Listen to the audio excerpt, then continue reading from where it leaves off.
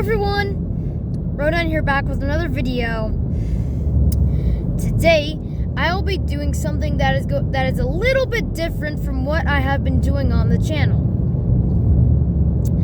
Today, I went to the Museum of Flight for the third time, which if you didn't know was the world record for Museum of Flight trips.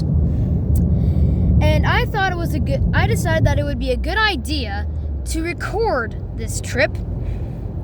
So today, I will be giving you a guided tour of the Museum of Flight. If you haven't been there.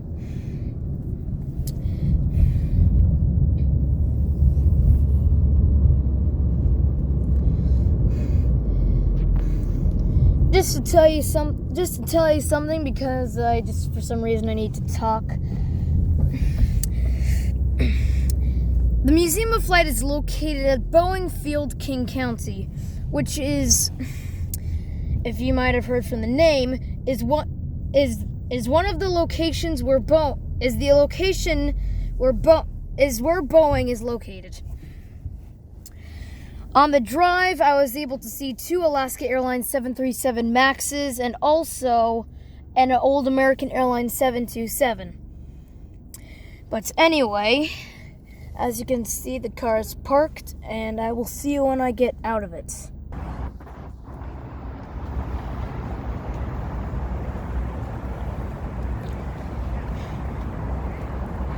This is an old plane from the 1940s or something.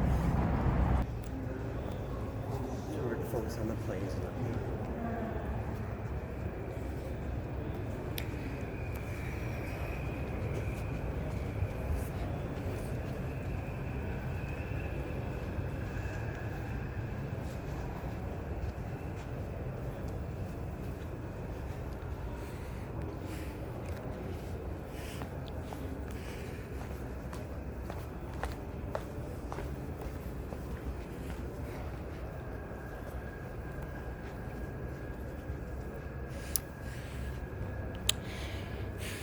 Now, this is my most favorite ride on the Museum of Flight, where you get inside a simulator of a fighter jet and you're trying to shoot other fighter jets down, but unfortunately it's closed.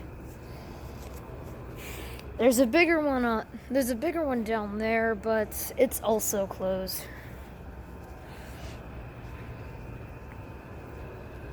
Good morning.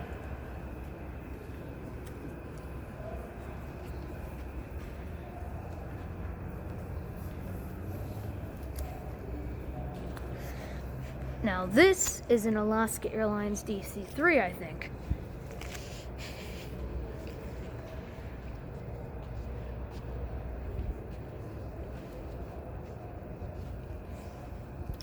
Now, that is a flying boat.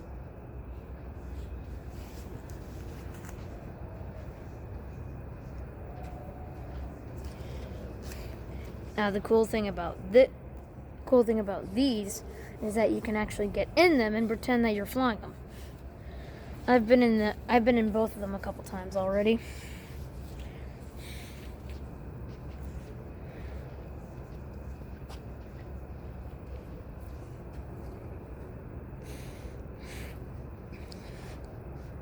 I don't know if you can read that well from here, but if you want to, I highly suggest you pause the video, because I have to keep on walking.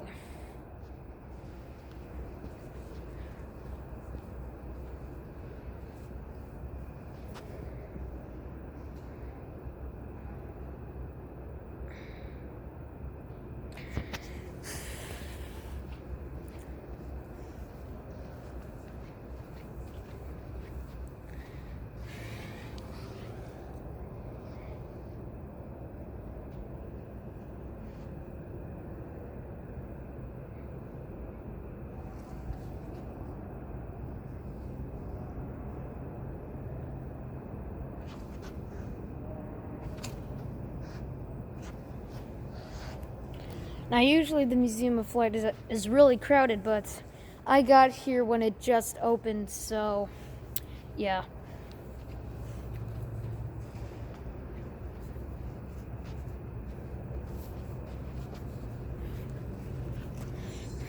there's the bigger simulator. There's the other simulator that I was talking about.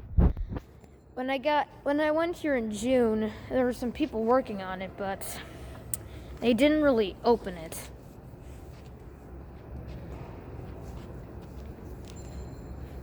But for some reason, I do not see the area closed sign.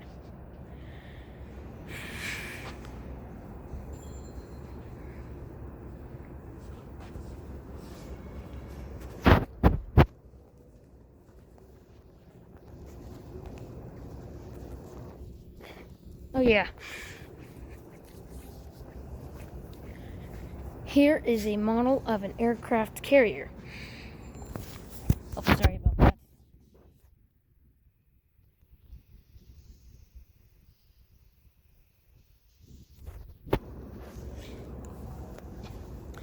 Now, if you look closely, well, you don't have to look closely because I'm literally zooming in on it, but yeah.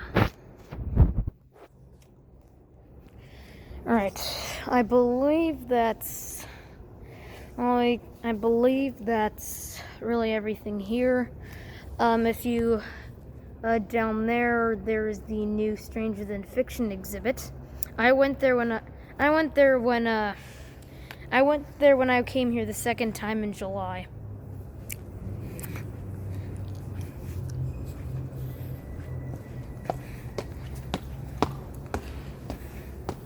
Going up to an even quieter second floor, we've got the Peggy and Steve, I'm not going to pronounce the last name, flight zone.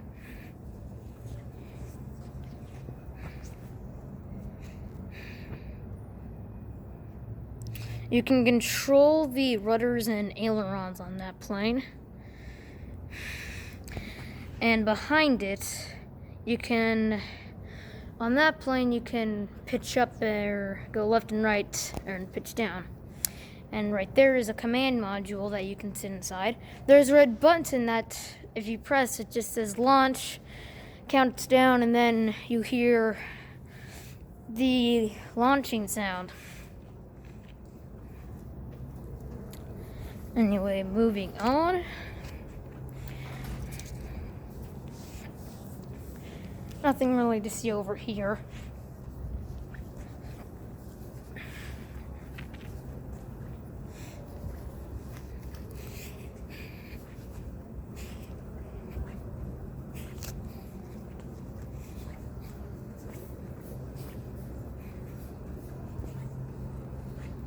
Now, this is an old US Airways 737-100. It actually could be a 200 because they're very similar.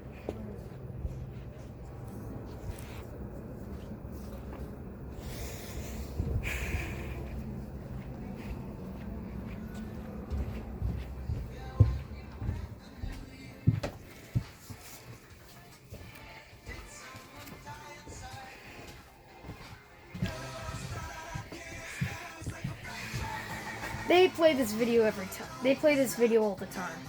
So, yeah. As you can see, there are buttons on the seats. You can recline, but I tried it and it didn't really work. Here's the cockpit.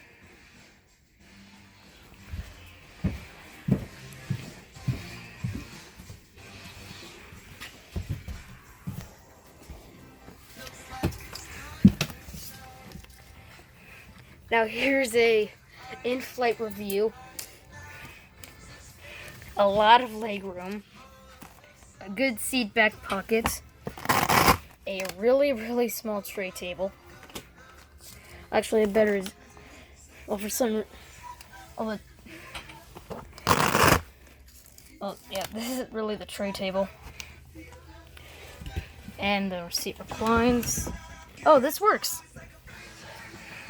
Now, this is the closest I'm ever going to get to actually reclining on a plane, because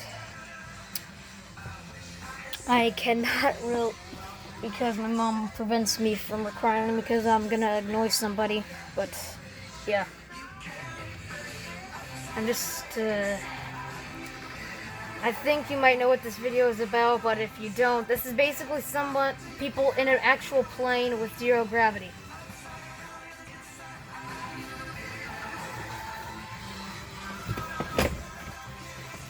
Alright, that was good.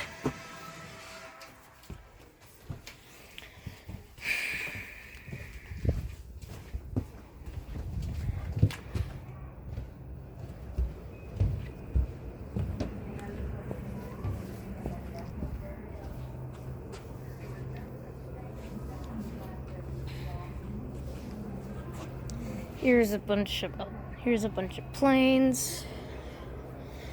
And here's a bunch of buttons that says press a button to launch, which I'm going to do.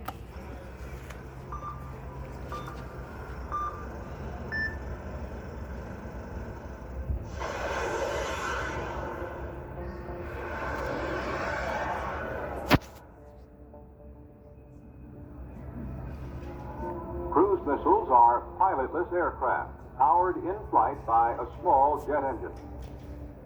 Launched from the B-52s in large numbers, cruise missiles at very low altitude practically defy detection. Cruise missiles All right. fly intricate routes. I have no idea. All right, there's the elevator.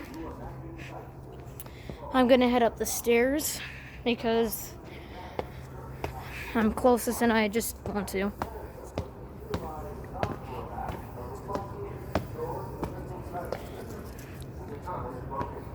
There's the old logo of Alaska Airlines. Painting of the Apollo astronauts. Here's a U.S. Navy glider. Now, what's so interesting about the third floor, you get an even better view of the Alaska Airlines Dc3. It's not only you get to see some of these planes really, really well,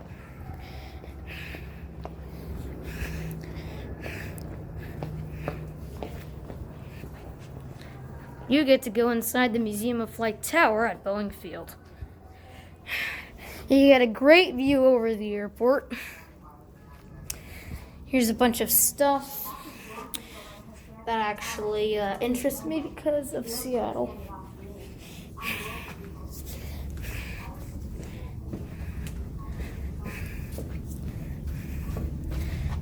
There is the plane.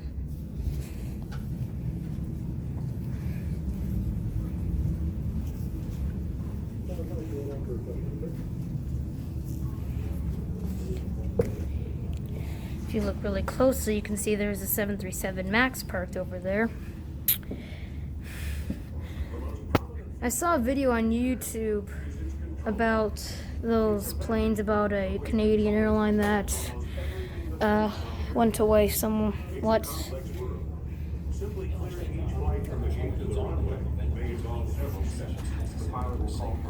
Something up there is interesting. I believe it's an Alaska Airlines Q400, or it could be an Air Canada Q400.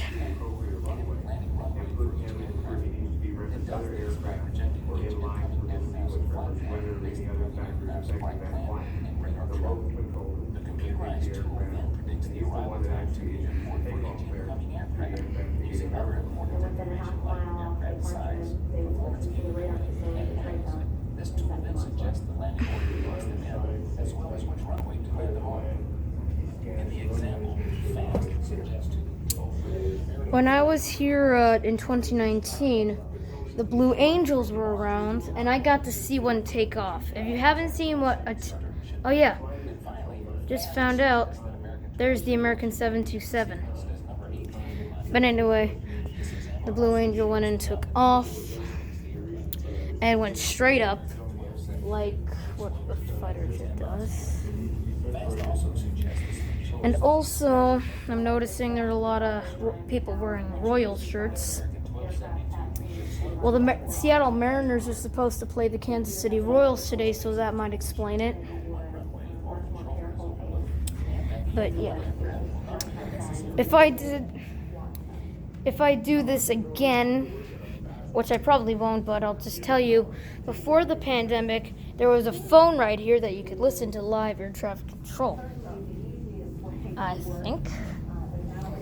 And just before I leave,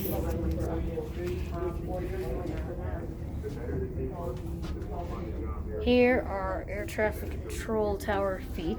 Here are a bunch of air traffic control towers. Here we got Pearl Harbor Tower, 158 feet. Atlanta International Airport, 400 feet. A mobile control tower. I don't know what that. Can't pronounce that word. Sydney Airport, 164 feet. Bangkok International Airport, if that's how you say that.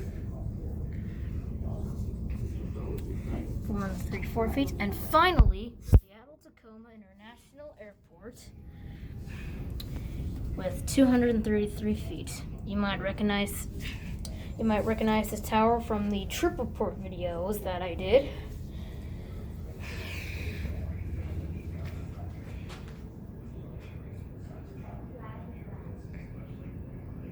Here's a map of Boeing Field.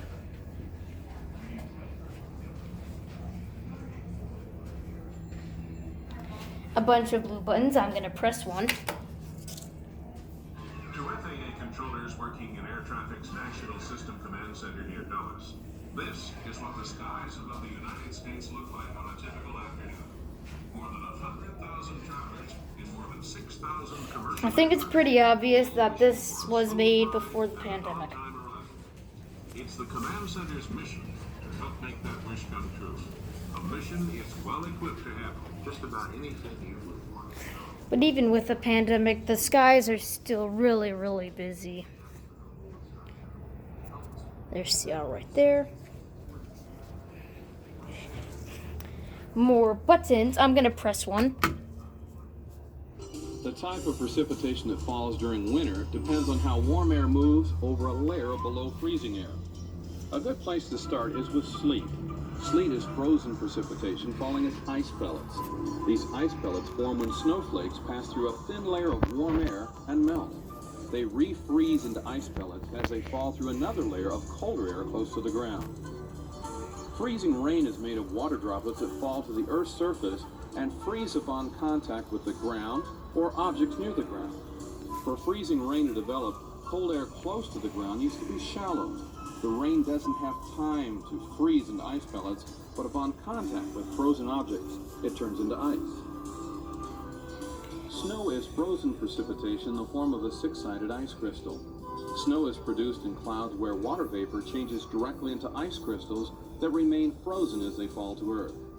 Snow will fall when temperatures remain below freezing from the clouds to the ground, or when a very shallow layer of above freezing air is present near the ground. There's the other side of the glider. More buttons. I'm gonna press one. Birds capable of reaching speeds over 100 miles an hour. There's a picture of an F-18 breaking the sound barrier. Soaring effortlessly on the wind for hours. I don't know, breaking the sound barrier, but going supersonic. Performing aerobatic maneuvers that would make a pilot's head spin. More buttons. I'm not gonna press one of them.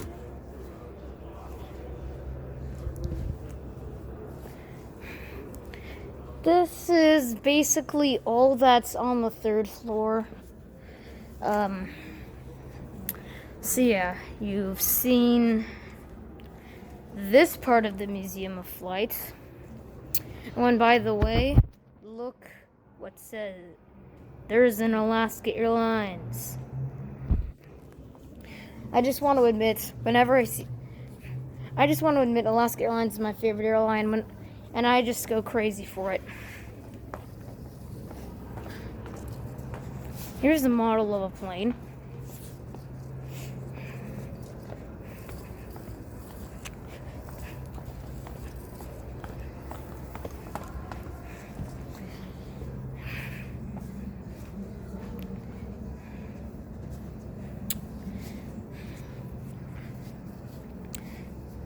and by the way, like my trip report video. When this video is finished, it's probably going to be a long one. So, if you do not want to watch it anymore, I am again perfectly fine with it. I know a lot of people don't like to watch long videos, but sometimes when you're doing something like this, you have to make it long, but yeah. So, here's a better view of the Stranger Fiction exhibit. And I guess we'll move on to the second part of the Museum of Flight. I'm just gonna pause it right here because there's a bunch of people. There's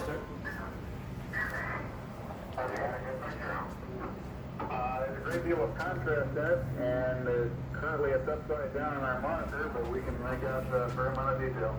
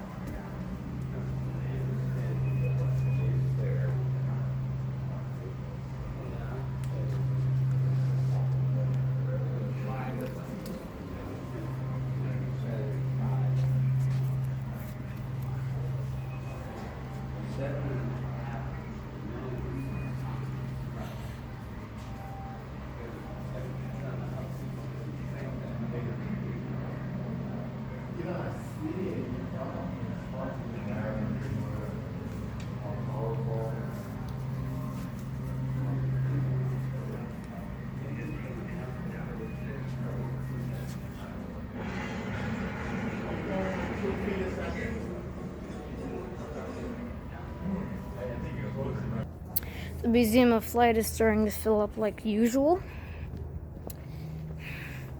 It's one of the biggest tourist attractions in Seattle.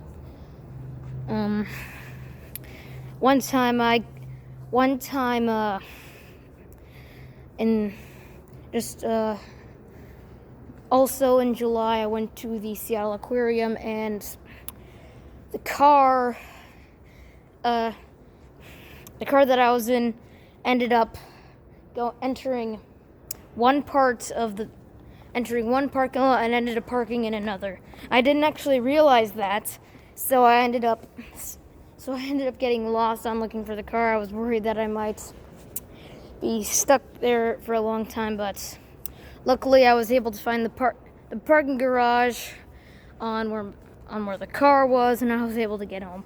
But yeah, I just wanted to share that because I was on the topic of tourist attractions in Seattle. But yep, like I said, the Museum of Flight is filling up, so I'm gonna pause. There's the gift shop. I'll get to that later. $737 Max. So yeah, the second part of the Museum of Flight is just along that bridge. Ooh, Delta.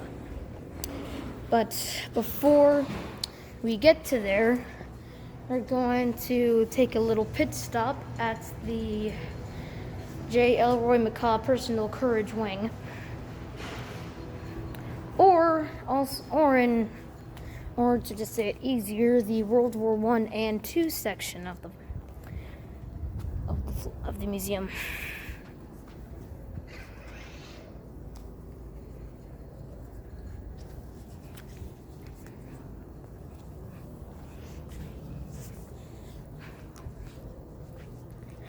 I just want to say something. World War I was technically called the war that will end all wars. Well, World War II came about. But hopefully World War II will actually be the war that will end all wars. Because I don't want World War III to break out, especially in my lifetime.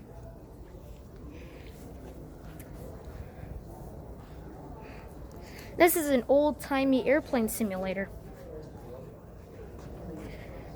I recommend you pause the video to read about it.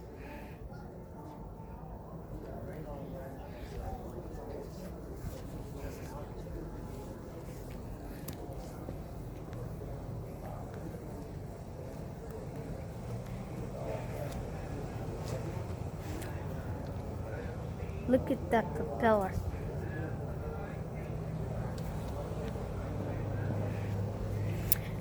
I recommend you pause the video to read again.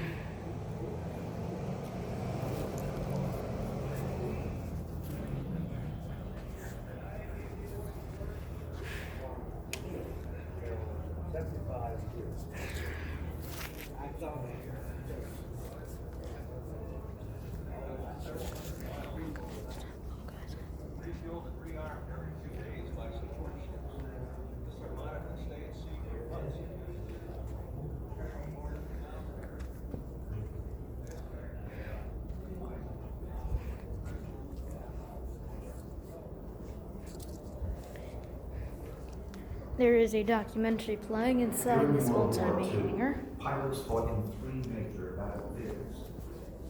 Over Europe.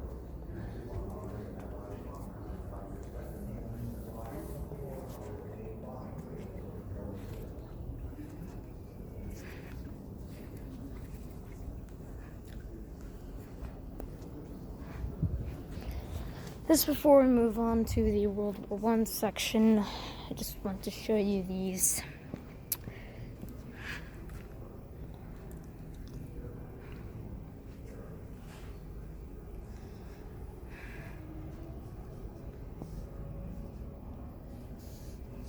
That's a flying boat.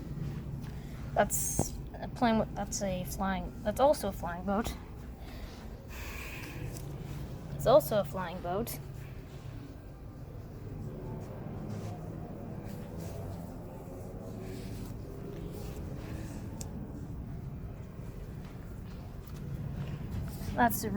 That's a huge plane. Alright. Now moving on to the World War I section of the exhibit. Oh yeah, here's more model planes.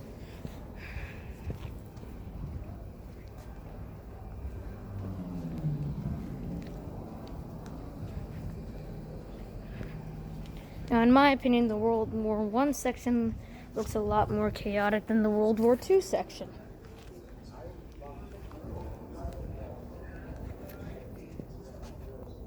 Right, there's staircases over there.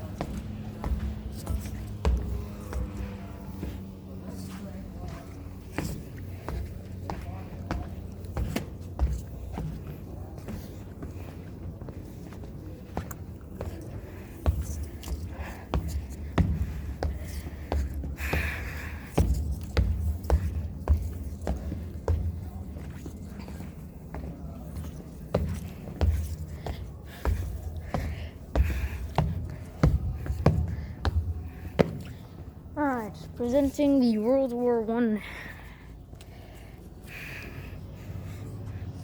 And I'm going to do that.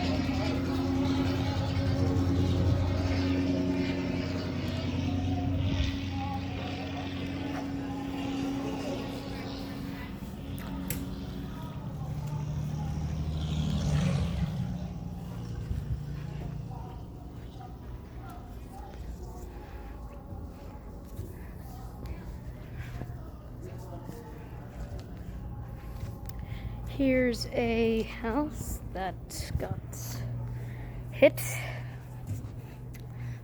It's actually a farmhouse.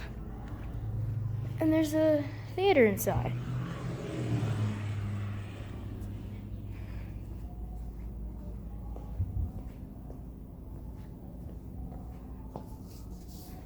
Ooh, look, a button.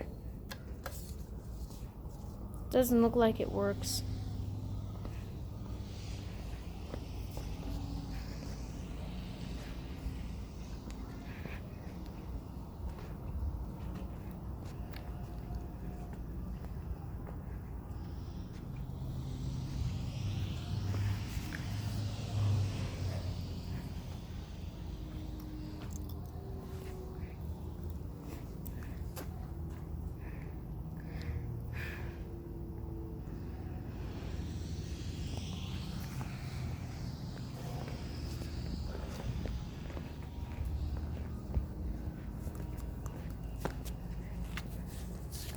More model planes.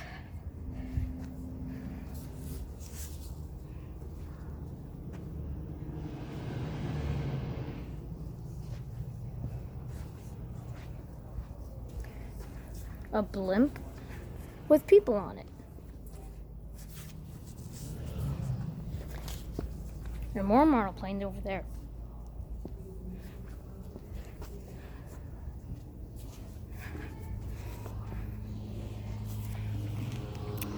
And we're back to where we started at. Reminds me of the Hindenburg. Oh yeah, and there's this.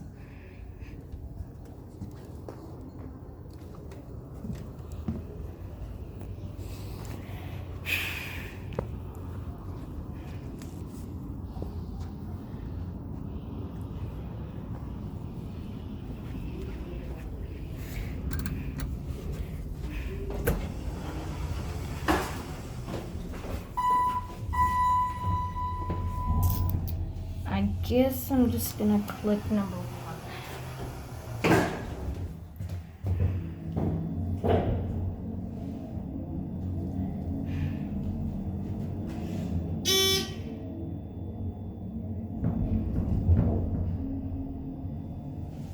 Hey, look, there's a bridge.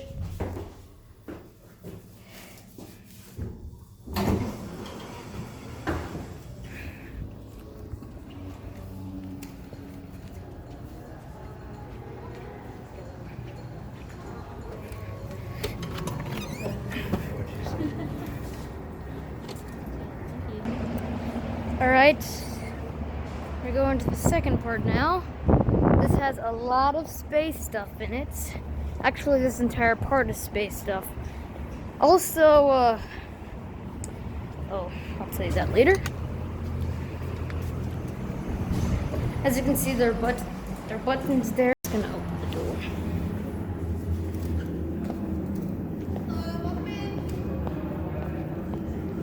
That's their new virtual reality.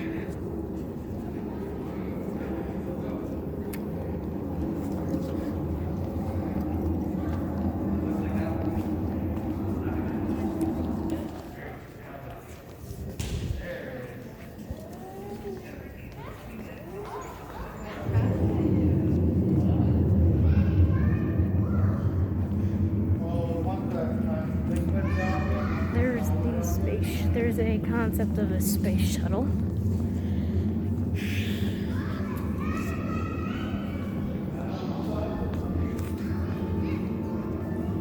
An actual engine they use for the space shuttle. For the first time, NASA loses astronauts during a mission.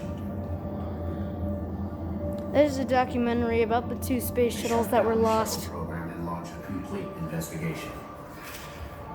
Reconstructing the 73-second mission in split-second intervals. The report is scathing. Turns very rapidly from grief to anger because you discovered there was gross negligence to launch on that day. Just plain negligence. We had all the data.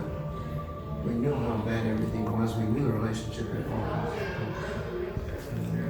All right, moving on to my favorite part of the museum.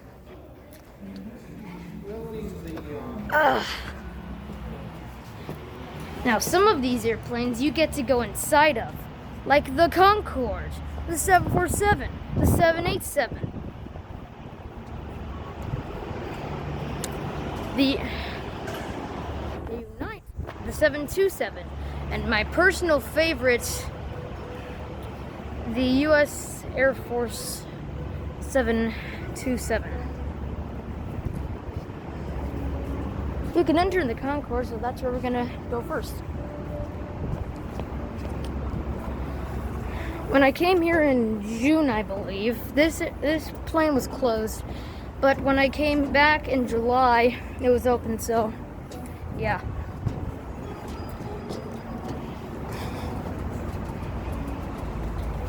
There's a lot of glass. This is a skinny alleyway. Again, with a lot of glass. Here are the seats for the windows, cabins. Oh, look, there's my seat.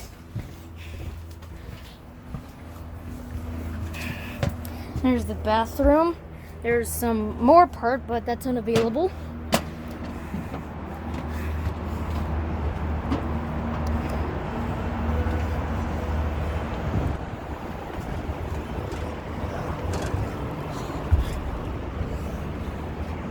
Luxury.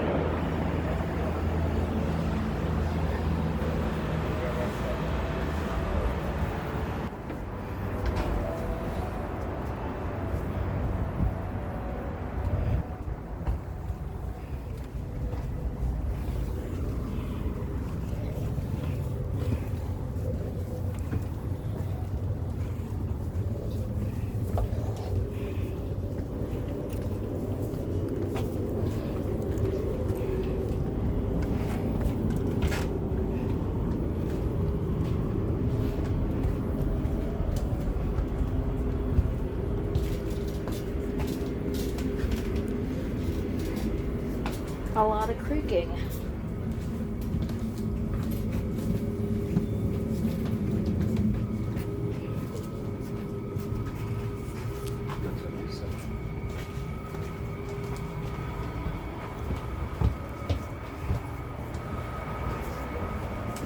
And 2 more laboratories.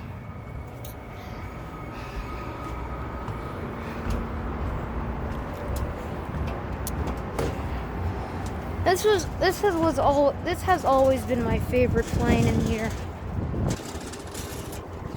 And I've been to the Museum of Flight a lot. Excluding 2020 because that ruined everyone else, because that ruined everyone else's year.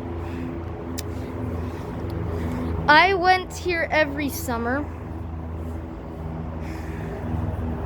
Unfortunately, the United 727 is still closed, so that's a bummer, but it was always closed when I came.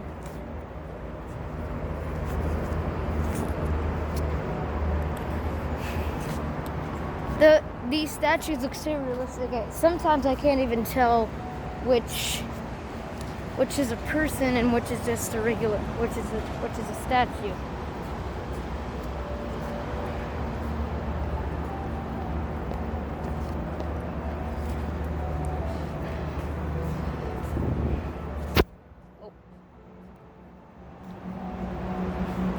Oh.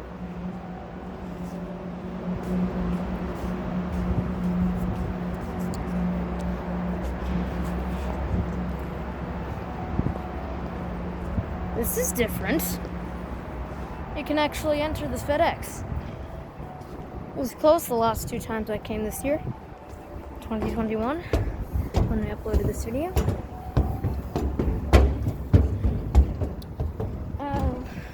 From this, I don't know which concept, but here's a FedEx 757, a FedEx 727, and a FedEx 777. And that's their old livery.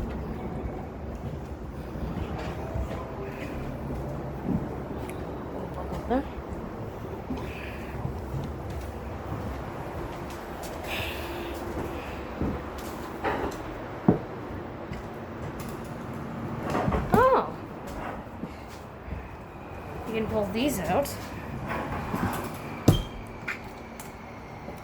Ooh. Can pause the video to read that. I think that might be just a bunch of lotion. Actually, I did not know you can do that. Oh.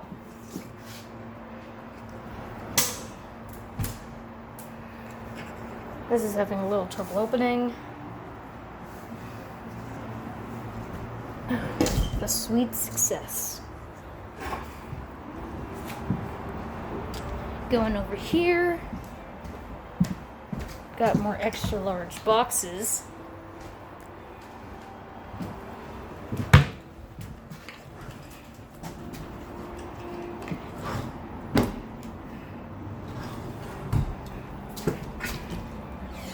Ooh.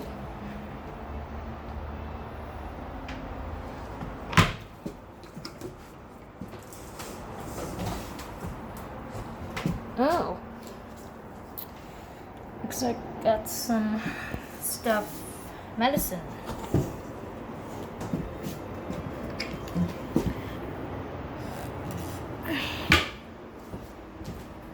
More buttons.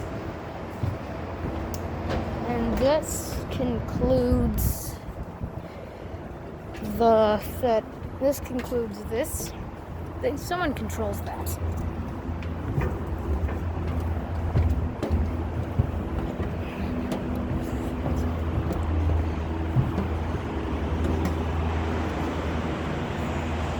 I spy Alaska Airlines.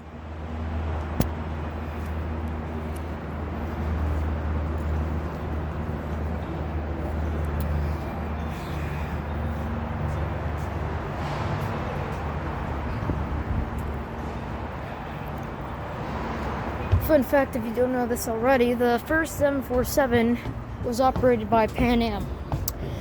Unfortunately, the first 747 also got into a crash. I don't know which crash, because two of Pan Am's crashes involved 747s.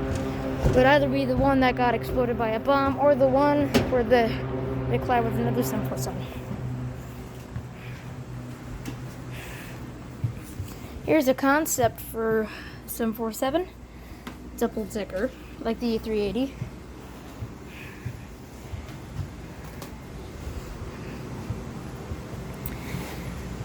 This jet was a very nice jet. Unfortunately, it was made in the 20th century, and people and airlines are retiring them.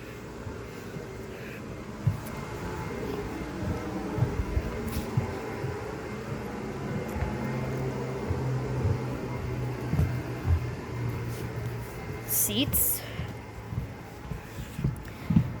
You got more stuff back there. You got a better view of Alaska Airlines.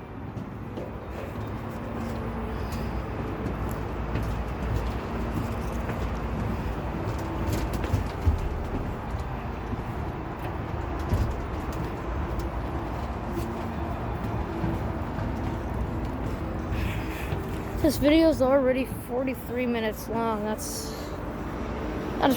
has broken the world record for longest video by a margin.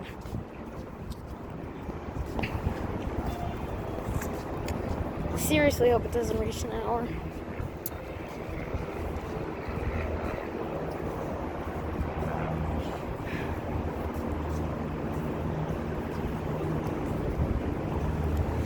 I just want to admit, I wish I was paying attention to models a lot earlier into my life, so I could have gotten the old Alaska Airlines planes, the 737-800, 900, 900ER, and the old livery. But unfortunately, I was stuck to Daron, and yeah, fortunately though, I got the Alaska 737-700 in the old livery from eBay, as you might have known from the unboxing. And the last time I suggested that the Museum of Flight could create a retro case full of retro airplanes and stuff. And if that comes true, I would be really pleased.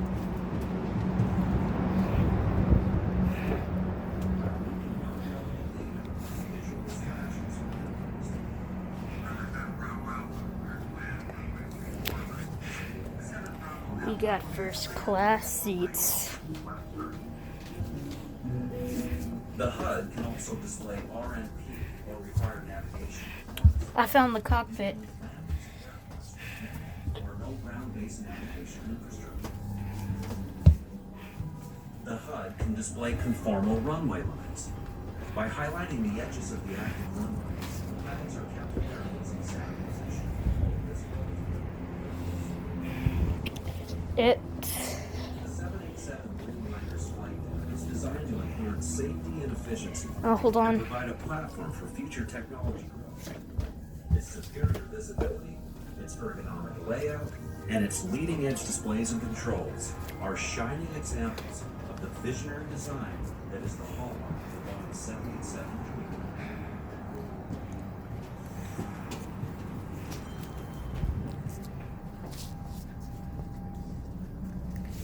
Economy seating that I cannot sit down on, not only because there's a pandemic, but they never actually let people sit down.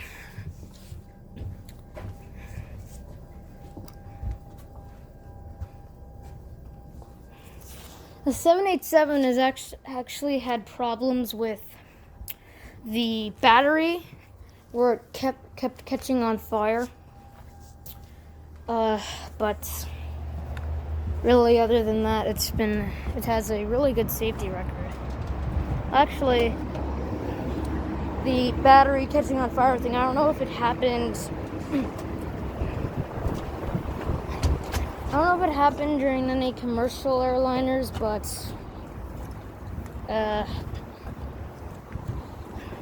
it did. But the 787 battery did catch on fire. But other than that, the 787 is a really good plane to fly on. I myself have never been out of the United States. So, yeah, I'm planning on going to the UK later on. I'll do it, if that happens, I'll do a trip report. Hopefully I can get in first class. I've never actually been in an international airline first class. I still think those are real people, even though they're not. I thought I heard one of them say something.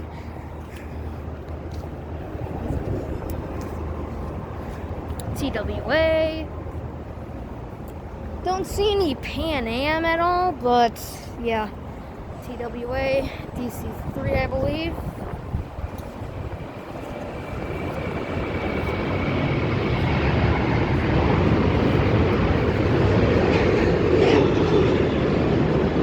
I think that was a 737 MAX.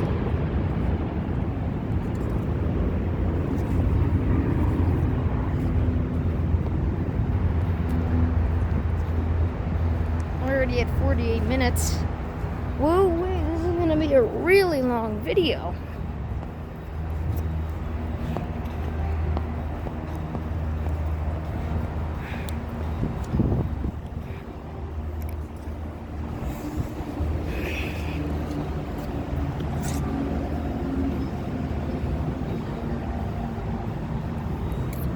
Where the heck is the gift shop? Ah, here it is, museum store. We'll get to that later on.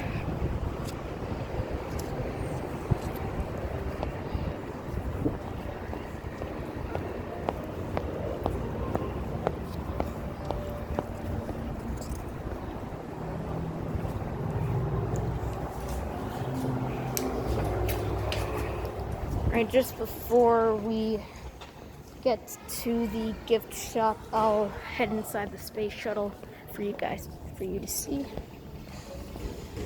That part is closed. Didn't even know that was a film.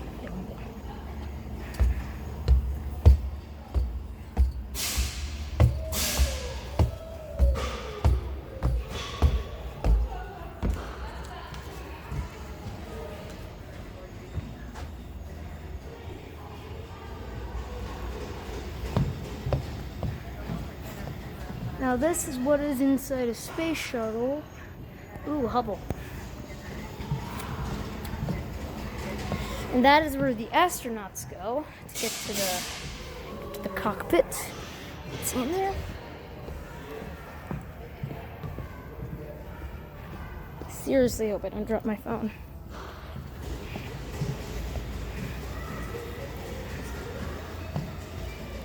"10 minutes left until an hour." Oh yeah, now I'm definitely fine with it. If you want to stop watching, this is a really long video.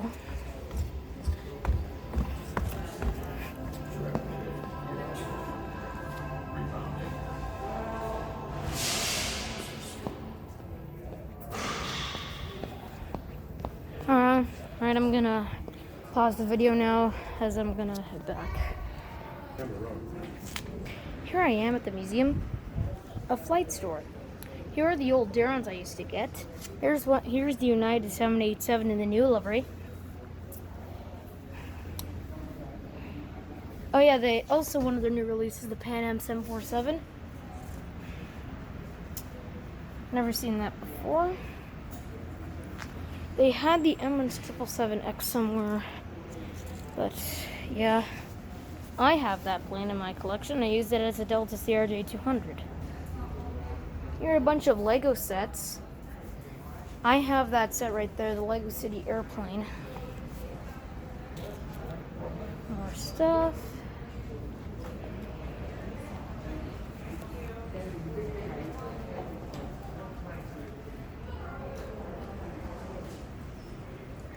Now here's what I've been looking forward to all this time. The model cases. Here we've got a 737. I got that plane, the Hawaiian Airlines. An Alaska 737, 700 1:200 scale. Hawaiian 772 1:200 scale. An El Al, I think, 787. A C-17. And Super Galaxy. The Boeing B-52G. A bunch of more military aircraft. Unfortunately, they turned that into airplane clocks. I did not like that. Alright, here we got a United 787-10. I got that plane. I think the yellow means sold out.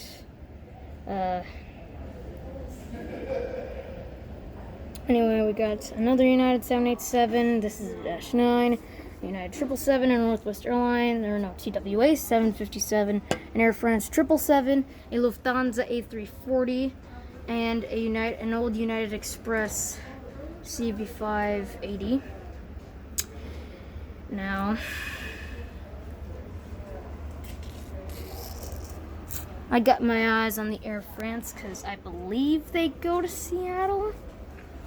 I'm not sure if they do. I think they do. Okay. Here we got a bunch of Skymarks. Yeah. Alaska Airlines.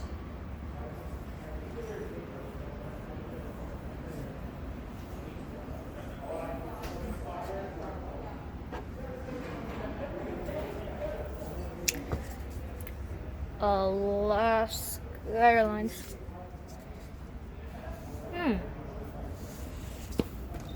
No Q400 though. I want that Q400.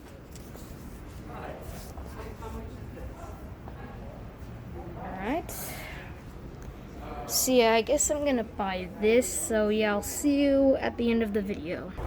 This concludes the guided tour of the Museum of Flight at Boeing Field, King County.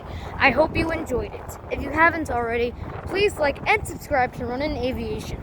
Hit that notification bell to be alerted of all new Ronin Aviation videos that will be uploaded in the future. Thanks for watching, and I'll see you whenever I decide to upload a video. And by the way, I was able to get the Air France 777, so I'll be coming at you with an unboxing later today. But other than that, I will see you later today. Bye!